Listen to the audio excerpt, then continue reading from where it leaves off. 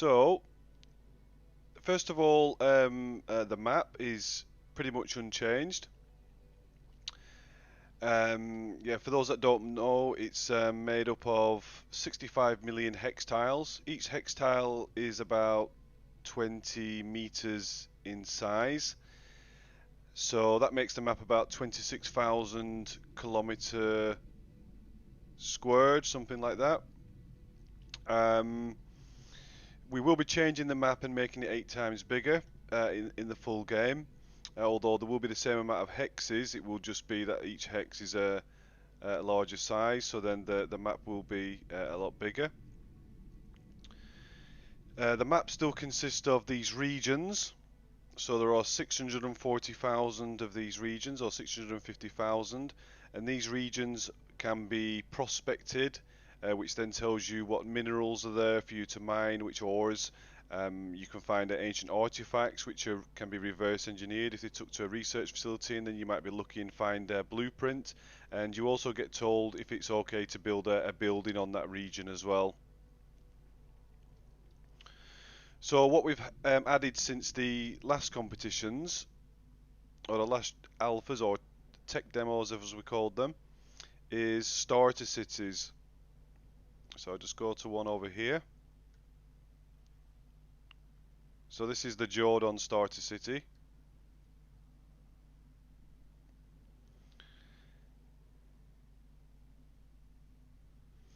So in this starter city area, we've added this like bubble, as you can see around it, and anything in there is safe. So no one of the opposing factions or houses can go in there and attack you and kill you. So it's perfectly safe to mine and do anything you want in here without getting killed. And these ads which are above these buildings here, so for player made buildings, the players themselves can sell space or add space above their building as pictures like this, but it can even be videos or even audio as well. So if you're near that building, then you will hear that audio. So in the Starter City, the ads are placed by just us, so we have control of those, but the player buildings, the players themselves can sell things in the ad space, sell the ad space there.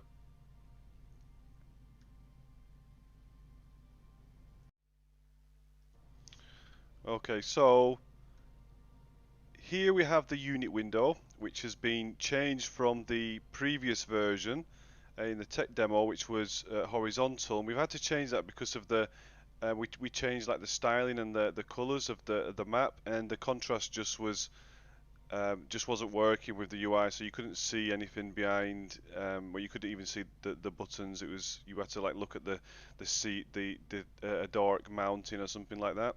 So at the moment this is a placeholder again because it's really untidy and ugly at the moment. So we'll probably be changing this so it looks more like the first tech demo treasure hunts, where it was more compact and all the information was there. So if we just click one of these now, so for those that don't know, you can select units by selecting a box like that, and you can do paths like this, and then that transaction will go in the memory pool, get mined. So you can see here that when it's purple, that means it's pending. This arrow means that it's got a movement pending. Oh yeah, and one other thing as well is in the safe zones, we actually made anything in there move 3 times faster. So for example, this vehicle travels at 3 hexes per block. It can be in decimal, so it can be 3.112 or whatever. So in the safe zone, it will actually travel 3 times that, so it will travel 9 hexes per block, but just in the safe zone. So yeah, another thing as well. So with the movement as well, we changed something which the end user won't notice, but a lot of the computation was for the pathfinding. So when you were syncing TAURION, and if there's like quite a few thousand people on the map, it was quite slow to sync. So we've changed how that works. So it actually computes the pathfinding is like 100 times faster, and it's pretty much no longer the bottleneck for syncing the TAURION game world. So yeah, each time a block comes in, then you move like that. So this is just a Jordan, sorry, a Rubo starter vehicle.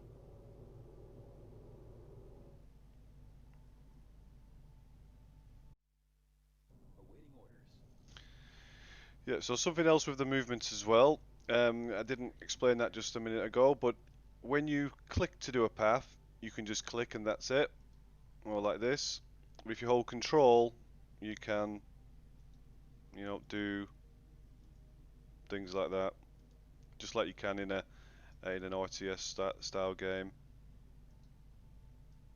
And you can also select multiple units and move them all if they're in range. So we can do like that, like that. So we can move multiple vehicles. So yeah, I mean, I will go through some of the things what people probably have never seen before as well. So as I said, if you press spacebar, you can see these different regions. So if I press this one, prospect, then when this one gets mined, this vehicle will then start prospecting this region. I'll just turn that off. And when you prospect a region, it will take 10 blocks, at least with the starter vehicle. And once you have done those once those 10 blocks are finished, then you'll be able to find out which ore is in the region, and you'll be able to mine it, which will then fill up your inventory. So these little arrow things here are just like still placeholder graphics as well. So this vehicle now is about to finish prospecting. So in the next block, this vehicle will then be able to mine this area if there is any resources there, which there should be. Okay, so this one's finished now. So in the old version, you could press F and it would show you what resources are in that area. So this is something what's not ready for the front end now because we've disabled that. So we can't actually see what minerals are in here in the front end. But if I want to start mining, I can press this. You can see the mining symbol there. Press go. And then this vehicle, we can see it's got nothing in its inventory at the moment. Oh yeah, and as well, you can see here it says meter cubed. That should now be centimeter cubed for the amount of space what is in this vehicle. All the different vehicles have different cargo space, which we'll get into in a moment. So as soon as this one starts mining, we should see minerals start to appear in here. Okay, so you can see there that that some minerals have been mined. So this starter vehicle has very limited amount of cargo space, so just one tick of mining fills it up. If you have a larger vehicle with a lot more space, then you will find that you can mine there, maybe for like 100 blocks, even if you're depending on the vehicle type that you're in. So this vehicle now is mined. So we'll also send this one to go into this building, which will take some time as it's a little bit far away. But we'll come back to that one in a moment. So this vehicle now has entered the building.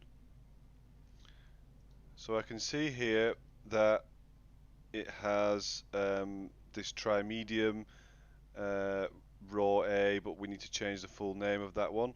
But if I click this one once I'm in a building and press drop and then press go, then this will, once this is mined, this item will then be in the building. So again, this is all completely fully decentralized. Okay, so that's left the cargo area now, and it should be in here. However, there are already thousands of assets already in here for testing purposes, so we can't differentiate it, but it's in there.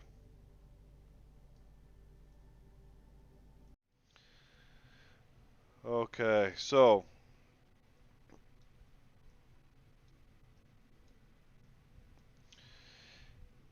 there are now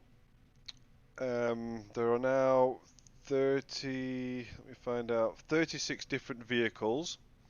So there is like transport vehicles, scout vehicles, combat vehicles, advanced vehicles, and they all like take so much resources to build. You need a blueprint to build them. Some of them have more slots for the weapons and engine, and depending on the race of the vehicle, like if it's a Jordan, then they have more like turret slots, and if it's an Afrati, they have more structural slots, and Rubots have more generally more engine slots as well.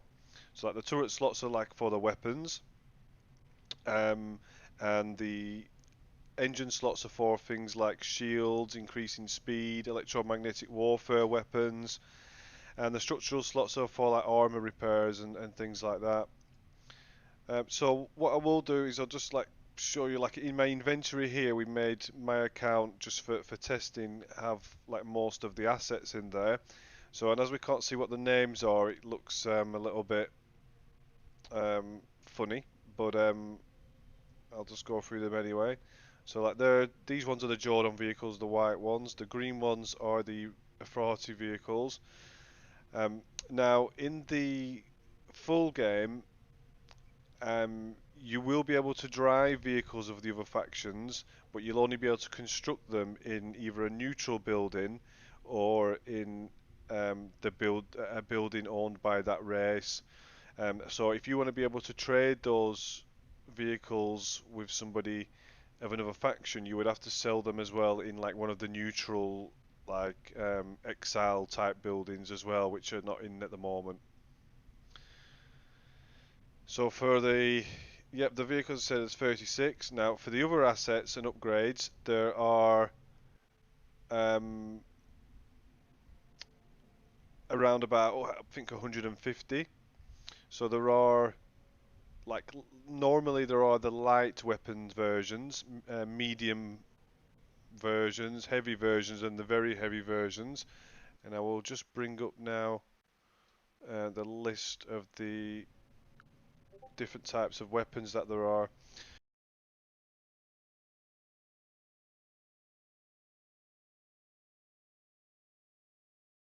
So, like for these turret slots, like in these sort of slots, like this is somewhere what needs to be done as well because at the moment you can't drag them in there like that. I can only drag them into the first slot, but you should be able to do all your layout first and then do the transaction. And also when you click go, it shouldn't deselect as well. So there's a lot of polish what needs to be done there. But just an example of some of the weapons. So there is like a beam laser weapon or a tachyon beam as we call it. And this one fires a beam which is like constant for 2 seconds. And this one is does more damage to shields than it does to armor. So it's sort of like 1.4 modifier to shield damage and 0.6 to armor. It has a base range of 6 hexes, and there are, as I say, like the heavy versions and light versions and things like that.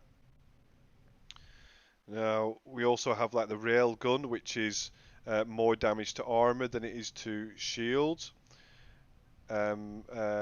Temporal disruptor, wide temporal disruptor. So temporal disruptor slows all enemies in range. So it slows their speed down. So if you get close to them and use this, which is not a really long range, then it will reduce their speed. There is a targeted wide temporal disruptor, and what this one does is it targets the closest enemy to you, and then there's a radius around this, um, which slows the enemies around this one. So basically, like a targeted weapon, and then an area around the target. So then it slows all the enemies in that area as well. Energy bomb, which does like constant AoE damage to anybody who's within range of you. So it's not got a very long range. However, it does do uh, quite a lot of damage if you get close enough to use it. And also obviously good if you can get in amongst a lot of enemies. There is a siphon weapon which targets the closest enemy and drains all their shield. So it doesn't do any armor damage, but it will take their shield, lower their shield, and give you the shield as well. So like siphoning from their shield to you, like a vampire type effect. There's also the AoE version of it as well. There's also a missile launcher weapon, which when you use the missile launcher, that one does an AoE around the target as well, similar to the slowing weapon, what targets a target and then AoEs around that. There's also um, like a mining increase rate, so you can have an item which you can see that one swapped there before. What we want to be able to do is show when you equip everything what is pending in here as well, so it works flawlessly, so you're not having to wait for it to change. That's one thing we will have ready for the competition. So yeah, so there's this tritanium drill which increases the mining rate, so it's 20% boost to how much you can mine. There's also the graviton spectrometer, which decreases the amount of time it takes to prospect. So the base rate is different for each vehicle, and some vehicles, or the starter vehicle, I believe, is 10 blocks to complete prospecting a region, and this reduces the prospecting rate by 20%. So it would be like 8 blocks or something like that. Other weapons as well, like there is two which are faction only, although in the competition anyone will be able to use them if they find the blueprint for it. But there is the assault laser, which is Jordan only, and that's similar to the missile launcher, which targets an AoE effect around the target, except this one does like more damage and is a different range than the missile launcher. But this is again Jordan only.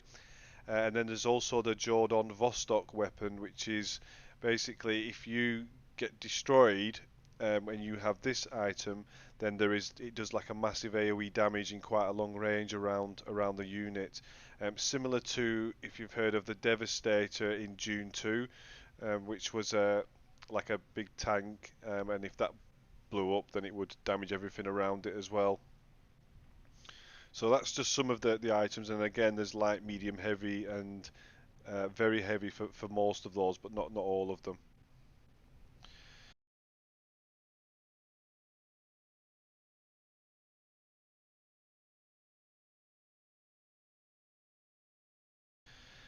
So there is also then like shield type weapons as well, like this one. So what the shield ones do is you can increase the shield health points of your unit. Let's make sure I'm still recording. Yes, I am. So yeah, so the shield enhancer increases the HP of your unit. Shield replenisher increases the shield replenishment rate of yourself. Shield projector increases the shield HP replenishment rate of any allies around you. And all these are all built in here. And again, this is all like completely fully decentralized. No like centralized servers are doing this. Everybody's coming to consensus, the exact state of the game based on what equipments you've got equipped, and your positions, everything like that. So it's all provably fair. Spatial blur weapon, which decreases the enemy's range. Uh, like if an enemy's got like 5 range on their weapon, and then you use this weapon on them, or if you're within range of them, then you can decrease their range. Target enhancer increases the weapon range of yourself to make your weapons longer range. Increasing the speed of your vehicle. Increasing the hit chance as well. So that's another thing what we've had as well, but I've never mentioned. So if you're in a small vehicle and you hit a large vehicle, or you try to attack a large vehicle, then you've got a really good chance of hitting because large vehicles are slow. But if you're in a very large vehicle, or sorry, if you've got very large weapons on there, very heavy weapons, and you're trying to shoot a small vehicle, then there is a high chance of missing. So there might be something like you've got 10% chance of hitting. And if you're in a small vehicle, I mean, you've got a small weapon attacking a large vehicle, then you're almost guaranteed to hit. But it could be you're in a very large vehicle, and that has a it has equipped some small lasers instead of very large lasers, very heavy lasers. So small lasers will hit just like if it was on a small vehicle, and that's to do with how fast you're tracking and how fast the vehicle is and things like that. So there is add-ons that increase the weapon accuracy as well. So the Jordans also have two medium slots which are Jordan only, but in the competition again anybody can use them. And the Jordan ones have one which increase the mischance of the enemies in area of effect. And they also have this other weapon called the Mentacon, which when if this hits somebody, then that vehicle um, will start attacking the nearest person to it or the nearest unit to it, even if it's a friendly. So it basically like hacking their computer or something like that, because that's what Ruboards are good at. So essentially, you're taking control of the enemy vehicle, and again, all fully decentralized. Um, and then some other, and for those as well, there's light, medium, heavy, and large again, very very heavy again.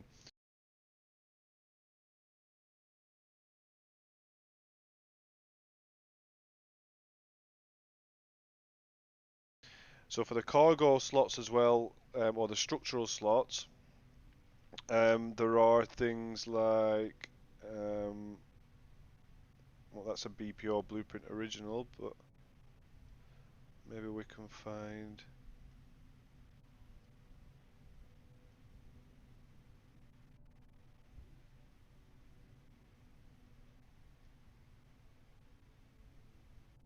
Uh, okay, yeah, we'll get to that one. Um, Alright, I can't find them at the moment until we get the proper names in there. But in the structural slots, we have cargo expanders, so they increase your cargo space. Now we have changed cargo space now into centimeters cubed, although that still says meter cubed, just so then it's more accurate to be able to fit things in there. And we may change it in the front end to be in meter cubes. Um, so yeah, there's these cargo expanders. There is also armor reduction weapons, so armor hardener. So this is like looks like that one. This one um, reduces the amount of damage you take by 5%, or depending on what size it is. Um, there's also a target analyzer which increases the damage you do with your weapons. Okay, yeah, so there's the qubit multiplier. So what this item does, should probably have explained this earlier, but for where each vehicle has these equipment layouts, can't really see them very well because of the contrast. But where each vehicle has these slots. So, for example, this vehicle I'm in now has 4 slots for structure. Now, each item has a complexity level, which doesn't show there. Oh yeah, complexity there. You can see that one's got complexity 2, so it doesn't show them for the BPOs, which is good. It should show them for both actually. That's got complexity of 2. Oh, looking for something bigger.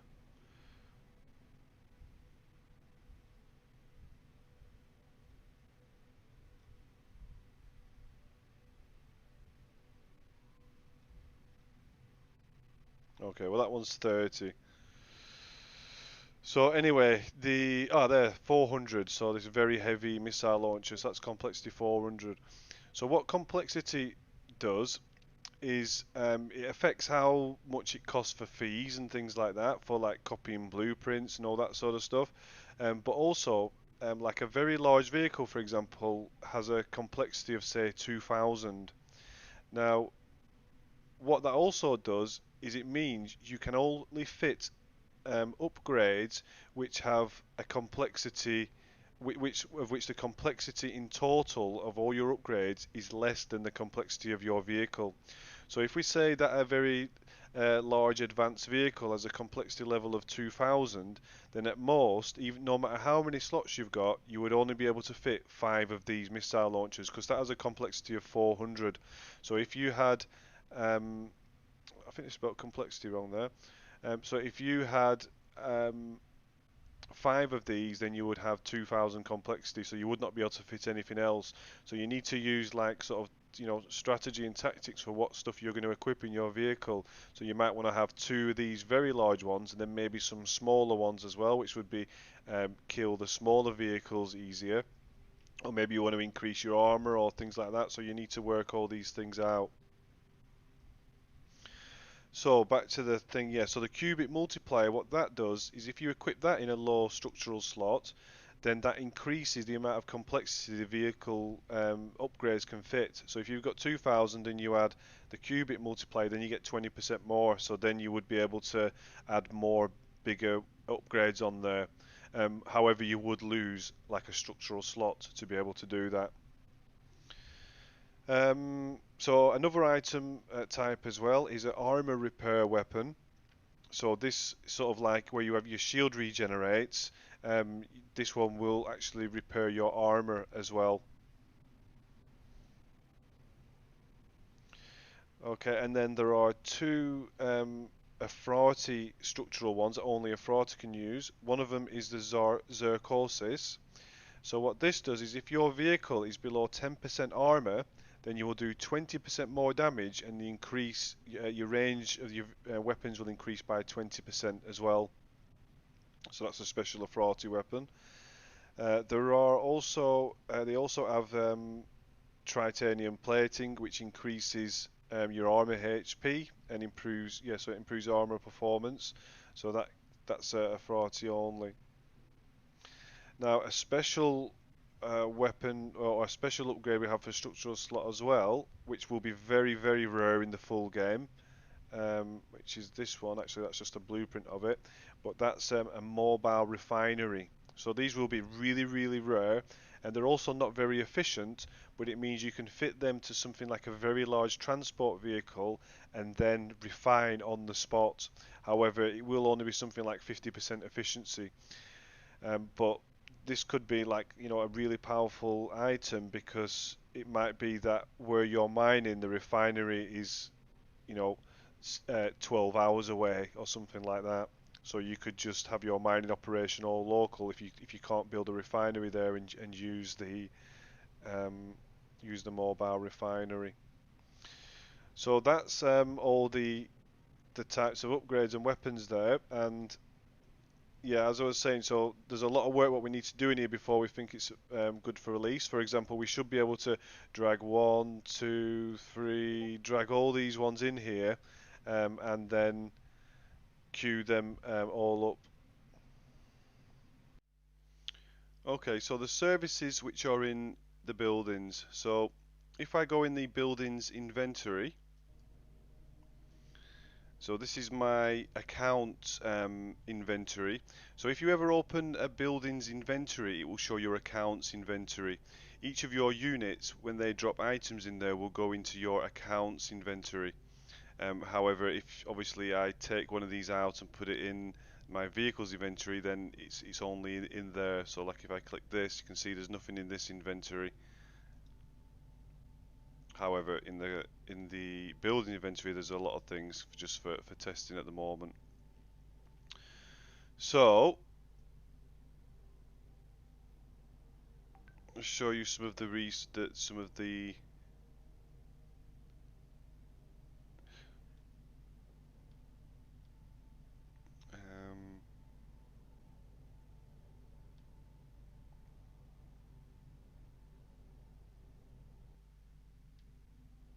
so there's a lot of work that needs to be done polishing to make this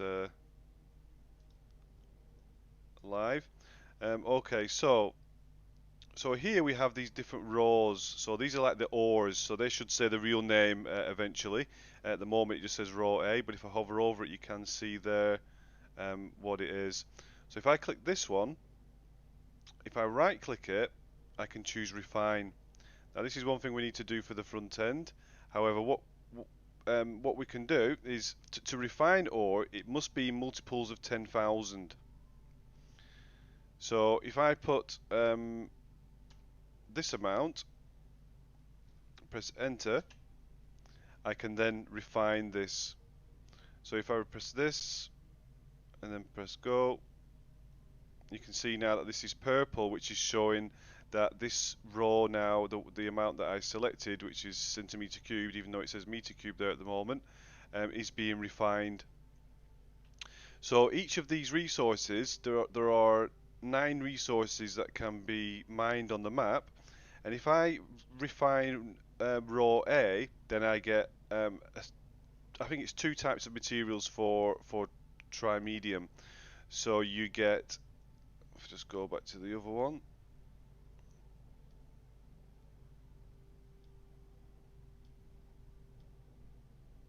If it's here,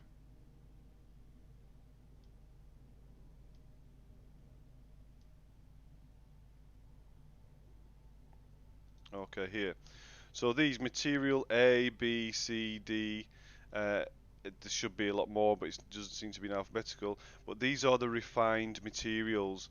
So from trimedium, which is the one I just refined, I should get material A and some material B, but mostly material A. So something has just happened there because it was at 100 it was at 100,000 and now it's at 110,000. Or is that million? 110,000. Okay, so it was just 100,000. So you can see that that did work there, and also we got some of material B as well. Hopefully, you'll have to rewind and check that one. So that's how you refine the materials. Now, the other services in here as well is for the ancient artifacts. So if we find those,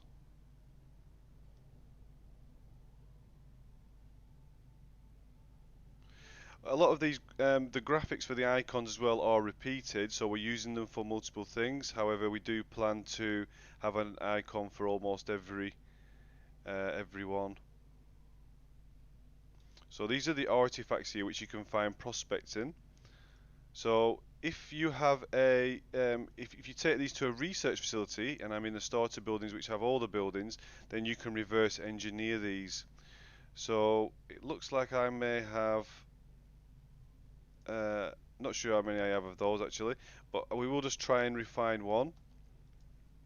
So at the moment you can see it's very difficult to select reverse engineer one, not refine one. You can see it's quite difficult to, we don't have a scroll bar here, but there should just be a scroll bar to make this easy. So if I reverse engineer this, you can see now that this is being reverse engineered. Let me just do that one as well.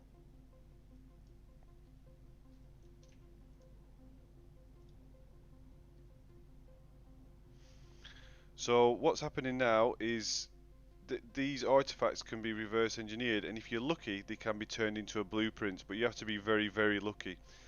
Now we have made it quite a lot easier now for the alpha, but essentially the artifacts, there are common, uncommon, rare and ultra rare. Now with the ultra rare, you have a chance of finding very large vehicles or advanced vehicles. With the rare one, you have a chance of finding heavy upgrades, and with the ultra rare, you can also find very heavy upgrades. But with the rare, you can find heavy upgrades, heavy vehicles, and you can't find advanced vehicles. Yeah. So basically, start again. So the ultra rare artifacts, you can find all the advanced vehicles and very large transport vehicles. With the rare artifacts, you can find large vehicles and heavy weapons and heavy upgrades, and lower ones like with the common one, you can find light vehicles and light upgrades, apart from the advanced ones. So you can see that when those ones went through, you can see that there is now 98 of those, whereas there was 99 before. In this one, there is now 99. There was 100. So I believe it's 1 in 10 chance to get a blueprint in the alpha. And as I said, in the full game, this will be very, very difficult. It could be that maybe some blueprints are never found in the first year. So if you find one of these blueprints, as I think I mentioned before, and you're the only person who can make, a weapon what can slow the enemy down, then you can pretty much corner that market, and you'll probably want to try and send your manufacture them somewhere where maybe it's safe or not, or maybe where you can get the resources to build it, and then transport those crafted items to some neutral buildings or somewhere else on the map where you can sell them there, where you'll be able to fetch, maybe even a higher price. And until somebody else gets another blueprint the same, then you can corner the market. But when someone does get it, then your profit margins are probably going to reduce. So another thing you can do as well, so with these ones what say at the moment BPO, so this is a blueprint original. If I right click this, I can copy it. So if I choose one, press enter, all these actions as well cost what's called Vici at the moment, which is the in-game currency. In the alpha, whenever you create a unit, you will get some of this currency. You shouldn't really need more than what you get. So if I press this to copy this, you can see this one now, this is copying this blueprint. Now what this does is it makes a blueprint copy, and a blueprint copy can only be used once. So if you've got a really ultra rare blueprint, or it requires a massive amount of resources to build something, you may find that it's just easier to copy the blueprint and then sell the blueprints. So copying blueprints does take some time, and actually this is the first time I've tried using this function in the front end. So what happens is there it's saying BPC copy in progress. So there isn't a countdown there, so not entirely sure how long that will take, but that is now being copied. So you might find that it is again easier to sell blueprint copies if you don't have the resources or unable to construct them. So another thing you can do obviously with blueprints is construct them as well. So if I right click this and say we want one, press enter, and I want to construct it, it says I can't. I'm not sure why that is. So let's just try maybe a smaller item, like one of these. Oh, that's a heavy one.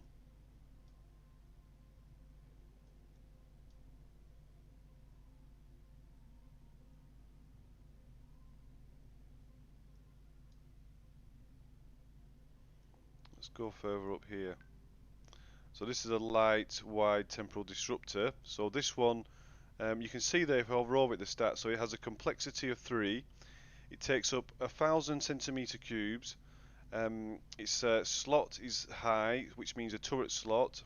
It attacks. It has a range of 4, and around that range, it attacks this nearest target within the 4 hex range, and within a 2 hex radius of that, the attack area, it will slow all enemies within that area.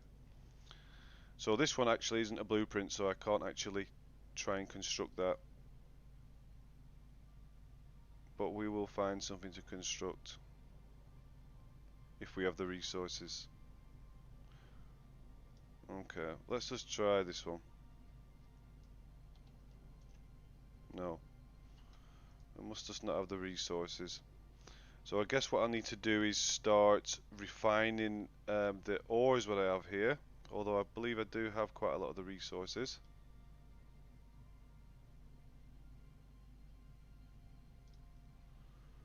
Right, if this one doesn't work, I definitely don't have the resources. Ah, so I can, yeah. So I must not have some of the rare resources. So if I click this, construct, it tells me here what I need to construct using it. So this is again like placeholder graphics at the moment. We need to fix this.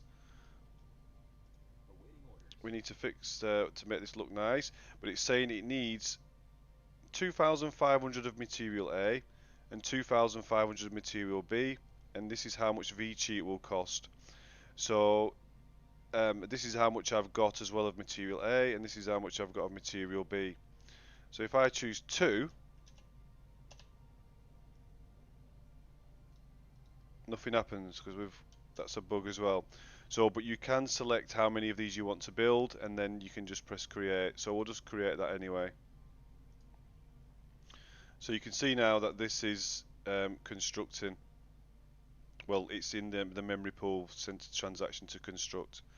So, like as you can see, the complexity here is, you know, bordering a lot of other MMORPGs for crafting, and again being all fully decentralized. There are around, as I mentioned before, I think 150 different assets and vehicles as well. So what are the other services here? So we've constructed, we've copied a blueprint, we have refined. You can also change vehicle as well. So for example, if I select like this one, if I right click on a vehicle like this one, this a Ferrari transport vehicle, I can choose change vehicle and press go. Now this isn't actually displaying what it's doing now, but it will change. So you can see that here the vehicle I'm in now has 3 hexes per block speed. So hopefully once this changes and gets mined, I will then be in this really large vehicle. Okay, so you can see as well here now that the item that we set to construct is now being constructed, and the blueprint is still being copied. Probably what we should have here is maybe a countdown for how many blocks are left for that to be constructed. So yeah, so the other types of buildings then is the vehicle bays, which basically work exactly the same as construction facility. So to construct those is the exactly same as constructing a normal item, a normal upgrade, but they can only be used in a vehicle bay. Okay, so this vehicle I have now, the Elephant, which is the Ferrari very large transport vehicle. What I will do is move some materials which I just refined.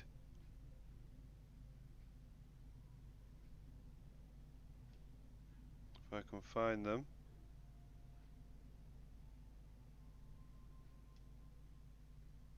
Okay, so I'm going to drag these ones in here and then press go.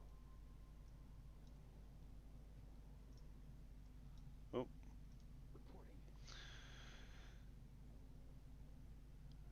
And also we can put this one as well. Now this is another thing we want to do for polish. We should be able to drag multiple in here and show them all, do them all in one transaction, whereas then I actually had to do 4 transactions.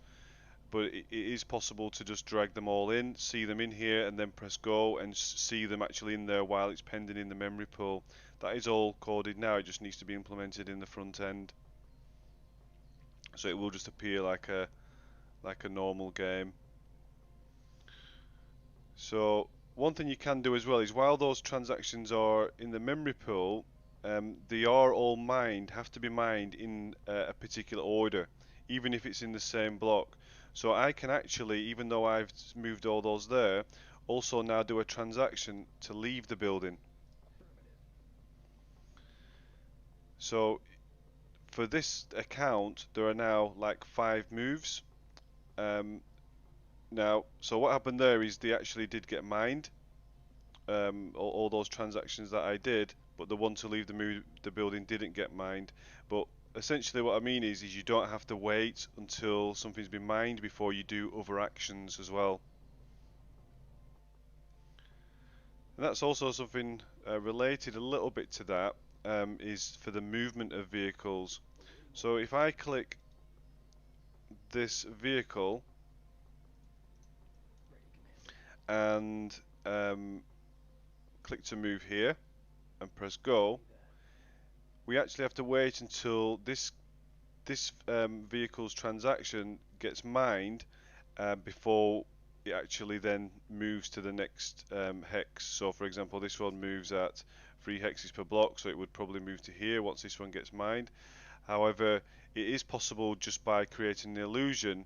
So as soon as you do a move, it actually starts moving real time, and it can just base on the estimation of how fast it's going, how fast an average block is, which is 30 seconds, and it would just feel like it is just completely real time.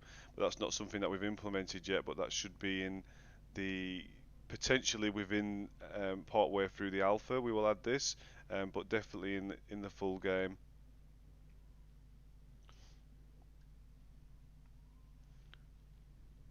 So okay, so that one just moved. Oh yeah, so this one. Okay, so you can see this is the heavy transport vehicle, very heavy. So even though there is quite a lot of resources in there, you can see that because this has got so much inventory space, it actually took up hardly anything at all. But these ones are very, very hard to get and uh, take a massive amount of construction to build. So this vehicle also moves very slow. It has quite a lot of lower structural slots as well. However, not many of the only has one turret slot and three of the other slots. So a 40 are best for structures, so you could add lots of cargo space, extra cargo space to this one, or armor.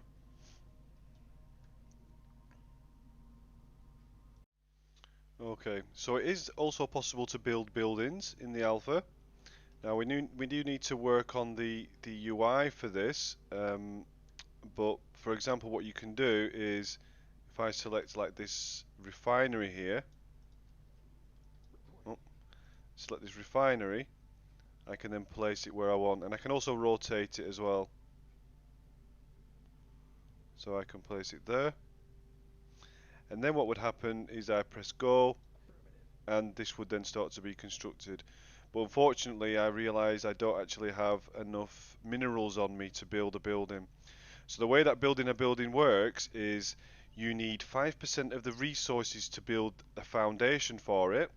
So you need those in your inventory, and then a foundation will be built. And then anybody, yourself or any of your friends or whoever, can then place the materials that are required into the building and what is left. But we still need to do some work on that before release. It's all working in the back end side. We just need to work it in the front end.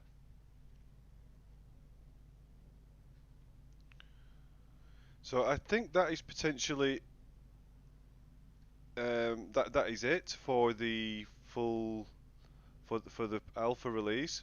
Now for the full game, there are some things missing, which I will just go on the website and get a list. So yeah, so like in the previous tech demos, obviously you can see that there's massive amount of work gone in and extra features compared to then in the tech demo. As in a tech demo, all it was moving around, prospecting, and some basic mining as well.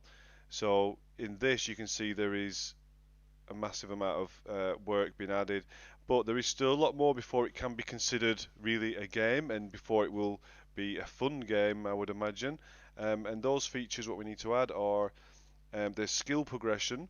So each account has skills, so you get skills for mining, refining, constructing, killing people, um, building vehicles, transporting, where you can do quests and get your transporting skill up, and paying taxes as well. The more taxes you pay, another type of skill you can get up. So all these different progressions and different lines of gameplay. If you keep doing PvP all the time, then you're going to get high in those sort of skills, which will mean you get like extra bonuses to, maybe things like damage. Um, and if you are good at refining, well, not good, you can't really be good at refining, but if you refine a lot and you mine a lot, then you'll have skills which will mean you will be able to actually build a refinery, and then eventually a construction facility. So, depending on what you specialize in, you might be good at killing people, you might be good at constructing, you might be good at um, uh, building buildings. There's lots of different paths what you can take, or of course you could build at your account so you've got everything. So there's also a reputation system we'll be adding as well, where you can trust or distrust players. So if you distrust someone, then you will also attack them, um, even if they're friendly. Corporations and alliances. So we want to have something in the front end for that, which will also be part of the game as well. So each like guild is a little bit like a decentralized autonomous organization, um, or at least like a decentralized company structure. We also need to add in the trade in the buildings as well. So every building is a fully decentralized exchange where you can buy and sell your assets with other people.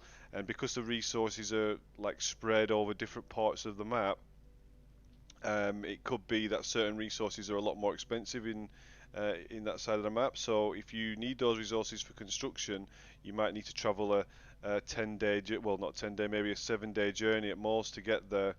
So this creates like opportunities for people just to transport where there is, supply and demand. These like opportunities where you could, if you've got a big transport vehicle, you could go to this place, fill it up with all these rare minerals, and then drive it back. It might take a really long time, um, but it could be, very profitable to do things like that. We also have not properly mapped it out, but we may be adding some form of shares in the game as well, whether that be for the factions or for the guilds and the corporations, or the corporations and the alliances. We're completely doing the UI, obviously. Some basic NPCs we'll probably be adding as well. Now, it might be we have those for the treasure hunt, as you can actually now build turrets. So there are like a turret for each faction. And now it is possible as well. We probably won't do it in the alpha, but we can make it so the turrets, the player who builds a turret can actually fit the upgrades what fit on vehicles, as the turrets on the turrets, if that makes sense. So, for example, you could have a missile launcher on the turret, or you could have a laser cannon on the turret, or something what slows the enemy. Now, because we can do that, it is possible in the alpha just to place these turrets randomly on the map, and choose a different graphics for them, and they can act as like a static sort of NPC.